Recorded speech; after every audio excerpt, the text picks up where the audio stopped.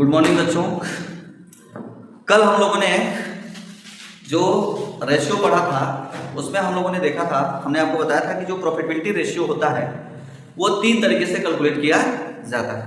एक होता है on the basis of sale, यानी जिसमें हम बेस बना के चलते हैं सेल को। दूसरा होता है on the basis of capital employed, और तीसरा जो होता है वो होता है profitability ratio based on earning on share. तो जब ये शेयर कंपनियों में होता है, सोल प्रोप्राइटरशिप में, पार्टनरशिप में होता नहीं, तो बाकी तो जो 2 रेशियो हैं वो आपके जो है सभी प्रकार के फर्म में निकाले जा सकते हैं। वैसे कौन सोल प्रोप्राइटरशिप में रेशियो एनालिसिस करता है? कंपनियों में ही होता है। तो आपने जो है on the basis of sale का वीडियो नहीं पढ़ा है तो उस वीडियो को आप जाकर के पढ़ लीजिएगा। अब आइए हम इसमें दूसरा पढ़ते हैं, profitability ratio based on earning on share, यानी कि जो शेयर पे आधारित रेशियो होते हैं। पहले आपको हम फार्मूला समझाएंगे और फिर जो है इस पे कुछ क्वेश्चन आपको कराएंगे, जो नॉर्मल क्वेश्चन होंगे, जो आप किसी भी कॉम्पिटिटिव एग्जाम में जो है कर सकते हैं, जो कॉमर्स से रिलेटेड है। पहला रेशियो है अर्निंग पर शेयर, ईपीएस। ये बड़ा ही इंपॉर्टेंट रेशियो है, अर्निंग पर शेयर। इसका फार्मूला क्या है? Net profit after interest, tax and preference dividend upon number of equity shares. बच्चों इसमें कंपैरिजन किसके साथ किया जाता है? Net profit. लेकिन ये नेट प्रॉफिट अब इक्विटी शेयर होल्डर्स को पैसा कब मिलता है? सबसे अंत में मिलता है। पहले डिवेंचर होल्डर को मिलता है इंटरेस्ट के रूप में, फिर उसके बाद जो प्रॉफिट बचता है उसमें से सरकार टैक्स ले लेती है, फिर टैक्स के बाद जो है प्रेफरेंस शेयर होल्डर होते हैं उनको पैसे दिए जाते हैं, और फिर उसके बाद अगर कुछ पैसा बचा तो वो किसको मिलता है? इक्विटी शेयर होल्डर्स को मिलता है। तो यहाँ पर जितने भी इन्वेस्टर होते हैं या जो कंपनी में पैसे लगाना चाहते हैं वो ये देखते हैं कि अगर हम इक्विटी में पैसे लगा रहे हैं तो कंपनी कितना कमाती है। मैं यहाँ ये क्लियर करना चाहता हूँ, ये अर्निंग पर शेयर है, पे आउट रेशियो नहीं है। कंपनी कितना कमाई है, अब उसी पैसे में से वो रिजर्व में भी बेचती है ना, रिटेन प्रॉफिट के रूप में रखती है। आप जानते हैं डिविडेंड बांटने के लिए कैश की आवश्यकता होती है, डिविडेंड हमेशा कैश में दिया जाता है। अब कंपनी के पास कैश उपलब्ध है कि नहीं है वो अलग से है। यहाँ बस ये देखा जाता है कि एक शेयर के बदले में जो है कंपनी कितना पैसे कमा रही है, ठीक है, वो होता है आपका अर्निंग पर शेयर, ठीक है, समझ गया। दूसरा है प्राइस अर्निंग रेशियो, यानी कि पीई रेशियो। इसका फार्मूला क्या होता है? मार्केट प्राइस पर equity shares upon earning per share. अगर कोई कंपनी अर्निंग पर शेयर अगर ज्यादा कर रही है, एक शेयर के बदले में वो ज्यादा पैसे कमा रही है, तो बताओ बच्चों उसका मार्केट प्राइस बढ़ेगा कि नहीं बढ़ेगा? ठीक है, जितना ज्यादा अर्निंग होगा, कोई इन्वेस्टर किसी कंपनी के शेयर में पैसे क्यों लगाता है? इसलिए लगाता है कि कंपनी अच्छा प्रॉफिट कमा रही है। जब वो अच्छा प्रॉफिट कमा रही होगी तो स्वाभाविक सी बात है उसका ईपीएस भी क्या होगा? बेटर होगा, ठीक है। तो अब इस अर्निंग पर शेयर के आधार पे उस शेयर की मार्केट वैल्यू कितनी बढ़ रही है, ये हम जो है प्राइस अर्निंग रेशियो से निकालते हैं, यानी कि कितना प्राइस अर्न कर रहा है, मूल्य कितना बढ़ा रहा है। अगला रेशियो है earning and ratio. Earning and ratio का फॉर्मूला क्या होता है? Earning per share market price per share और इनटू 100, ठीक है। Earning per share upon market price per share into 100, ये परसेंटेज में आता है रेशियो। एड मतलब क्या होता है? प्रतिफल, ठीक है, एड मतलब क्या होता है? प्रतिफल। अगला रेशियो है डिविडेंड पर शेयर, डीपीएस। ये काम की ज्यादा चीज है ना, कंपनी कितना कमाया, कंपनी का मार्केट शेयर कितना है, ये अलग मैटर है, हमें मिला कितना है ना। मान लो कोई कंपनी खूब ज्यादा कमा ले लेकिन वो डिविडेंड के रूप में प्रॉफिट ही ना बांटे, तो फिर जो लोग इसलिए केवल शेयर में पैसे लगाए हैं कि वो डिविडेंड कमाना चाहते हैं, तो फिर उनका तो भला ही नहीं हो पाएगा। तो ये इस रेशियो पे ध्यान किसका होता है? उनका होता है जो डिविडेंड इनकम करना चाहते हैं। तो इसका फार्मूला होता है dividend to equity shareholder upon number of equity shares. अगर मान लीजिए जो हमारे पास पैसा आया अंत में, जिसको हम डिविजिबल प्रॉफिट कहते हैं, ठीक है, बांटने के लिए होता है, उसमें से प्रेफरेंस शेयर होल्डर्स को दे दिया। अब जो पैसा बचा वो किसमें बटेगा? इक्विटी शेयर होल्डर्स में बटेगा। और डिविजिबल प्रॉफिट तक जाने के लिए जैसा मान लो अगर क्वेश्चन में profit before interest and tax लिखा हुआ है। तो आप सबसे पहले इसमें क्या घटाओगे? इंटरेस्ट। इंटरेस्ट घटाने के बाद आप फिर क्या घटाओगे? टैक्स। फिर टैक्स घटाने के बाद क्या घटाओगे? Preference dividend. प्रेफरेंस का जो डिविडेंड होता है वो घटाओगे, है ना बच्चों। इसके पहले अगर मान लीजिए कुछ कानूनी बाध्यता होती है, जैसे रिजर्व वगैरह में ट्रांसफर करना है, तो ये प्रेफरेंस डिविडेंड से पहले ही आपको टैक्स घटाने के बाद विभिन्न प्रकार के रिजर्व में ट्रांसफर करना होता है। उसके बाद जो पैसा होता है उसको हम डिविजिबल प्रॉफिट कहते हैं। उसमें से प्रेफरेंस शेयर होल्डर्स को घटाने के बाद जो पैसा आएगा वो इक्विटी शेयर होल्डर्स के लिए होता है। तो अगर मान लीजिए यहाँ 10,000 रुपया है और 10,000 शेयर होल्डर्स है, तो 10,000 से 10,000 का भाग दोगे, 1 रुपया आएगा। यानी कि मतलब इसका हुआ कि एक शेयर के बदले हमें 1 रुपया डिविडेंड मिल रहा है। अगला है डिविडेंड एज रेशियो। इसका फार्मूला होता है dividend per share upon market price per share into 100। ये रेशियो ये बताता है कि जो हमें डिविडेंड मिला है वो हमारे मार्केट शेयर को कितना इंप्रूव कर रहा है, क्योंकि आप ज्यादा कमाओगे तो उस शेयर की वैल्यू क्या होगी? ज्यादा होगी। इसीलिए इसमें भाग किससे दिया गया है? Market price per share. अगला है पे आउट रेशियो। पे आउट मतलब इन्वेस्टर को फायदा होता है, शेयर होल्डर्स को फायदा होता है।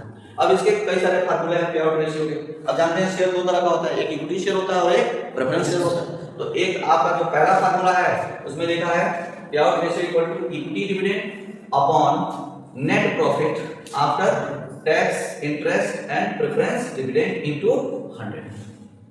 ठीक है। अथवा dividend per equity share upon earning per share into 100। ये दो फार्मूले हैं। आगे बढ़े। Book value per share. एक शेयर की बुक वैल्यू कितनी है? बुक वैल्यू किसे कहते हैं? जितना बैलेंस शीट में लिखा गया होता है। आमतौर पे कंपनियों में क्या होता है, जो फेस वैल्यू रहता है वही उसका क्या रहता है? बुक वैल्यू भी रहता है। मार्केट शेयर बढ़ता रहता है, घटता रहता है, लेकिन वो बैलेंस शीट में उसको बढ़ाते घटाते नहीं आमतौर पे। इसका फार्मूला होता है बुक वैल्यू पर शेयर, यानी कि net asset upon number of equity share plus preference. यानी अगर आप टोटल शेयर पे निकालना चाहते हो, इक्विटी और प्रेफरेंस दोनों का एक साथ निकालना चाहते हो, तो ये फार्मूला लगेगा। लेकिन अगर आप केवल इक्विटी का निकालना चाहते हो तो फिर ये नेट एसेट अपॉन क्या हो जाएगा? नंबर ऑफ इक्विटी शेयर हो जाएगा। और यहाँ देखो प्रेफरेंस शेयर नहीं है, बाकी सेम फार्मूला है। अथवा share holders fund. Share holders के लिए जो उपलब्ध होता है उसको हम शेयर होल्डर्स फंड कहते हैं। तो share holders fund upon number of equity share plus preference share. ठीक है। आगे बढ़े। अगला क्वेश्चन है, अगला रेशियो है फिक्स चार्ज कवर आर डेब्ट सर्विस रेशियो। फिक्स चार्ज जानते हैं ना? फिक्स चार्ज किस पे होता है? एक तो डिवेंचर पे होता है जो निश्चित है कि उसी रेट से देना ही है, और ये प्रॉफिट का फिक्स चार्ज किया जाता है। शेयर में भी फिक्स वाले होते हैं। प्रेफरेंस शेयर उनका फिक्स होता है 10% डिविडेंड, 20% डिविडेंड, जो भी रहता है वो फिक्स रहता है। तो ये है फिक्स चार्ज कवर अथवा डेब्ट सर्विस रेशियो। फार्मूला क्या है? Profit before interest and tax. हम ये जानना चाहेंगे ना कि ब्याज देने से पहले हम कितना कमा रहे हैं, आखिर ब्याज उसी में से दिया जाएगा। अगर मान लीजिए ब्याज देने से पहले ही हम कम कमाने लगे तब तो हमको एसेट बेच के देना पड़ जाएगा, क्योंकि इंटरेस्ट क्या होता है, चाहे आप प्रॉफिट कमाओ या प्रॉफिट मत कमाओ, है ना बेटा। बाद में जब वीडियो अपलोड करेंगे तो ये सारी चीजें होंगी, आप देख लीजिएगा। अभी आपको फोटो लेने की कोई आवश्यकता नहीं है, इस तरह से आप हमारी बात नहीं सुन पा रहे हो। बात समझ में आया? वीडियो देखोगे तो बस टाइम बढ़ेगा ना। ठीक। Profit before interest and tax upon interest on long term liability. ठीक है, समझ गए होंगे? आगे बढ़े। अगला है dividend cover ratio. Dividend cover ratio क्या फार्मूला है? Profit after interest and tax. क्योंकि डिविडेंड को मिलता है सबसे अंत में मिलता है, इसलिए अपॉन डिविडेंड। यानी डिविडेंड कितना हमारे पास था, उपलब्ध था।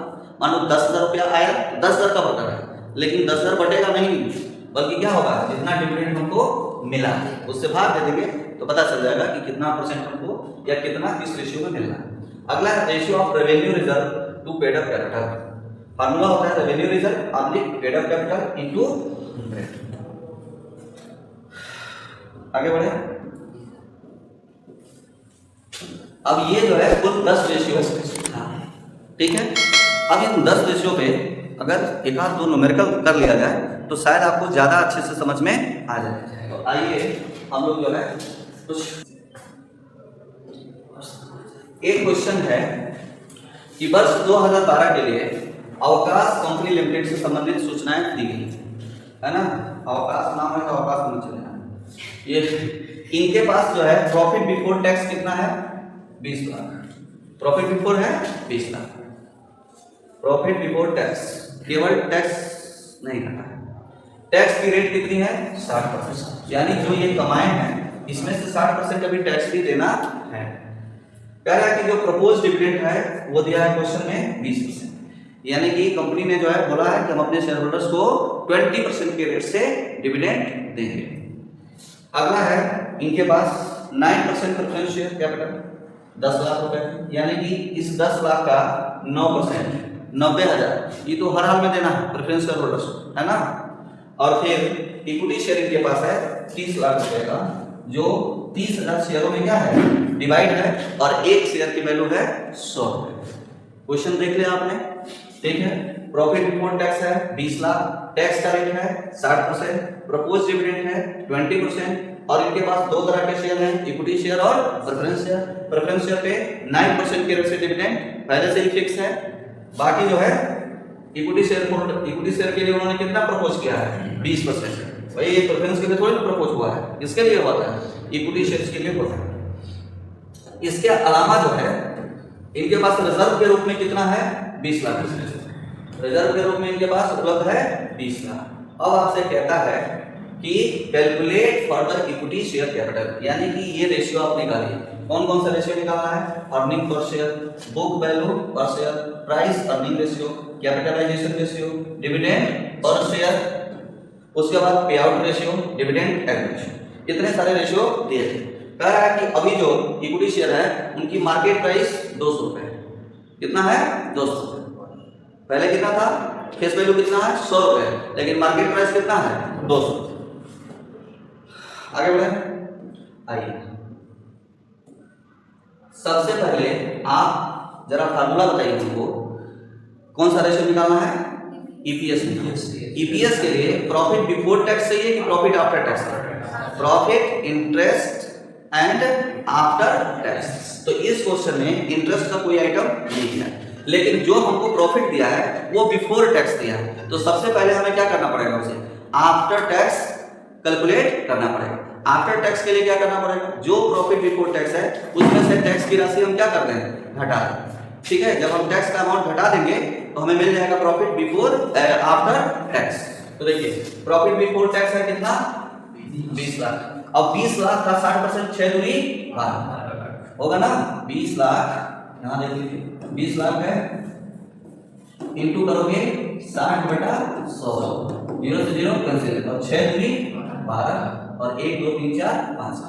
अब घटा दिए तो आपके पास क्या बचा, 8 लाख बचा। 20 लाख में से 12 लाख लेस कर दिया तो कितना बचा 8, और ये क्या होगा प्रॉफिट आफ्टर टैक्स।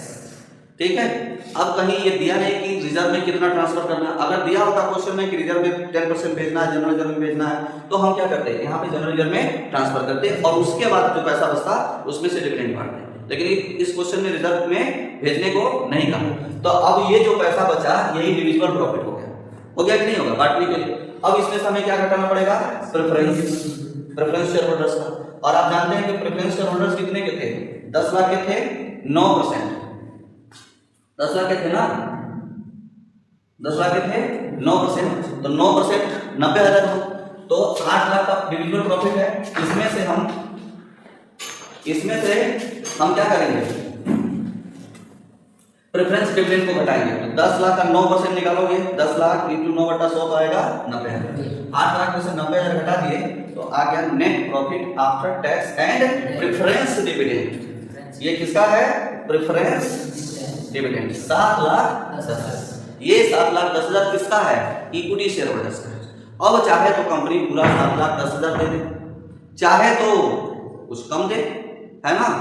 ये कंपनी के पॉलिसी के ऊपर निर्भर करता है। पहला रेशियो जो निकालना है वो निकालना हमको अर्निंग पर शेयर, जिसका फार्मूला क्या होता है, फार्मूला होता है net profit after interest and tax, यही होता है ना। Upon number of equity shares. अब यहाँ पर 7,10,000 हम लोगों ने निकाला था, ठीक है, ऊपर देखा, यहीं के सामने देखिए 7,10,000 निकाला है और 30 लाख के इक्विटी शेयर थे क्वेश्चन में, तो 100 रुपए के एक थे तो 30,000 शेयर थे, 30,000 से क्या कर दिया, भाग दे दिया, फार्मूले में रख दिया, आ गया 23 रुपया 67। इसका मतलब क्या है कि एक शेयर पे कंपनी ने कितना कमाया, 23 रुपया 67 पैसा कमाया है।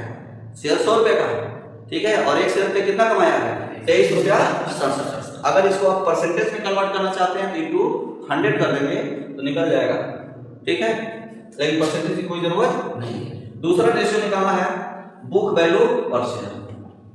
बुक वैल्यू पर शेयर का फार्मूला क्या होता है, equity share holders fund upon number of equity share, book value है, ठीक है, बुक वैल्यू। अब इक्विटी शेयर होल्डर्स के पास क्या है, तो इक्विटी शेयर होल्डर्स के पास जितने भी कंपनी में रिजर्व होते हैं वो सबके अधिकार किसका होता है, इक्विटी शेयर होल्डर्स का, चाहे वो जनरल रिजर्व हो, रिटेन प्रॉफिट हो या फिर प्रीमियम का पैसा आया हो, सारा कुछ पे अधिकार किसका होता है, इक्विटी शेयर होल्डर्स का होता है। इन सबको जोड़ देंगे तो इक्विटी शेयर होल्डर्स फंड मिलेगा। बात समझ में आया, उसमें जो प्रेफरेंस का हिस्सा आता है उसको घटा दिया जाता है तो इक्विटी का निकल जाएगा। अब बाकी सबका एक ही में जोड़ लोगे तो किसका मिलेगा, प्रेफरेंस का। अब हमें यहाँ जो लिखा है इक्विटी का लिखा है तो हमें किसका निकालना पड़ेगा, इक्विटी का निकालना पड़ेगा। आइए नीचे पहले इसको कैलकुलेट करेंगे, वर्किंग नोट देख लीजिए। तो इक्विटी शेयर होल्डर्स के पास क्या है, उनका कैपिटल है 30 लाख का, ठीक है, उनके पास पूंजी कितने की थी, 30 लाख की।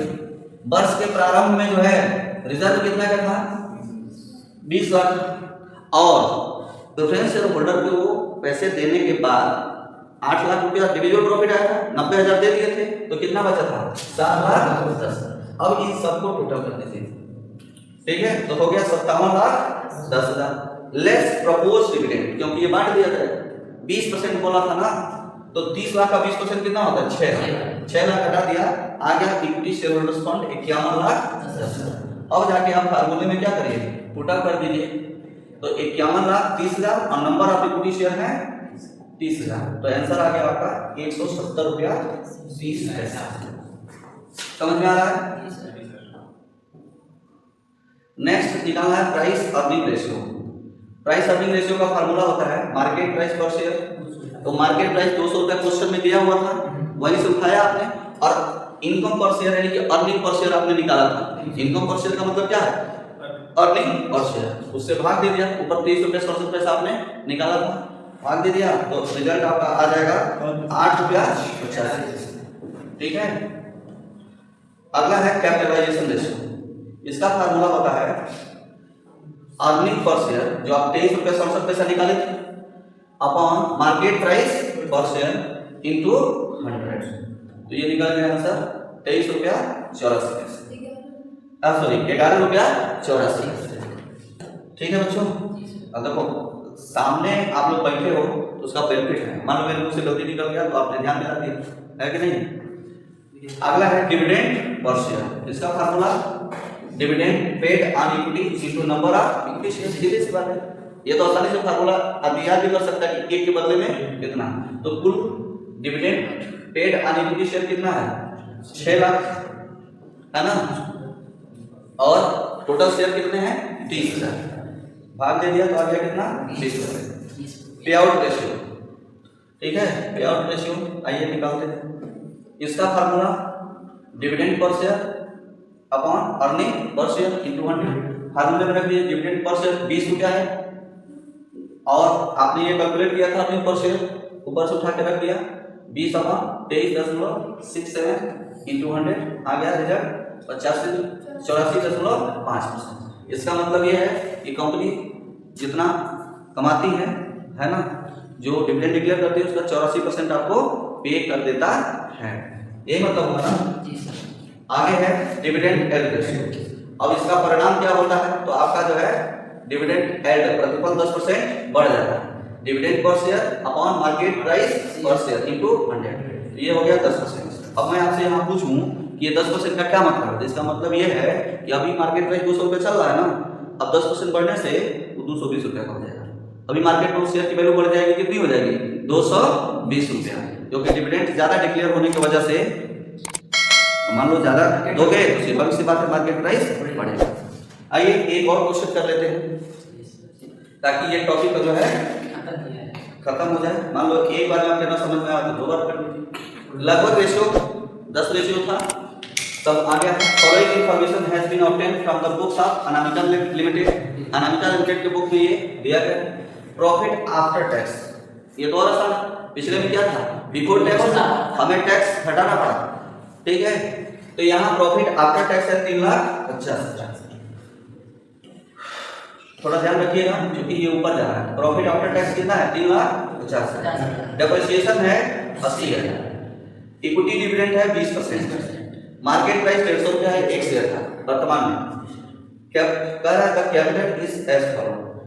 100 रुपये वाले इनके पास 6,000 इक्विटी शेयर है, यानी टोटल 6 लाख के होंगे। ये ना 6,000 इक्विटी शेयर ऑफ परसेंटेज कितना होगा 6 लाख। प्रेफरेंस शेयर इनके पास है 10%, 2,000 प्रेफरेंस शेयर ऑफ 100 इज यानी 2 लाख के प्रेफरेंस शेयर है। शेयर इन्होंने 8 लाख रुपया लगाया, टोटल पूंजी कितनी है इनकी 8 लाख रुपए की है। अब आपसे कहता है कि कैलकुलेट करिए, ठीक है। ये आपको कैलकुलेट करना है earning per share, price earning ratio, capitalisation ratio, dividend yield ratio और पे आउट रेशियो।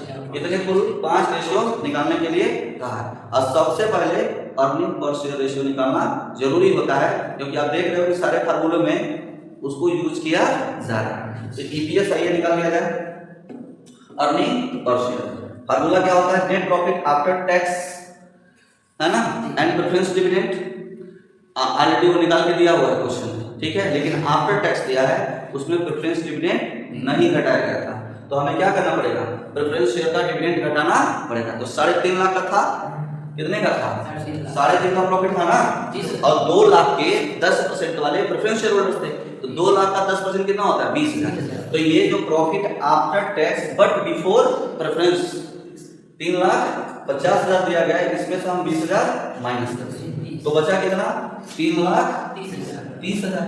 और टोटल इनके पास इक्विटी शेयर होल्डर्स कितने थे 6 लाख के थे। 3,30,000 डिवाइडेड बाई 6 तो आ गया 55 रुपया, यानी कि अर्निंग पर शेयर कितना है 55 रुपया है। आगे बढ़े। दूसरा रेशियो है प्राइस अर्निंग रेशियो। कितना प्राइस अर्न हो रहा है। फार्मूला होता है मार्केट प्राइस पर शेयर 150 रुपया क्वेश्चन में दिया था अपॉन अर्निंग पर शेयर। अभी आपने ऊपर यहाँ निकाला है 55 रुपया, तो 150 अपॉन 55 कितना रुपया मिल गया, ठीक है। फिर उसके बाद कैपिटलाइजेशन रेशियो है, फार्मूला है earning per share upon market price per share into 100। Earning per share 55 रुपया है, मार्केट प्राइस दिया हुआ है, इसमें भी कुछ कैलकुलेट नहीं करने की जरूरत है, दोनों गिवन हो गया। बस फार्मूले में लगाया 36.67% आ गया।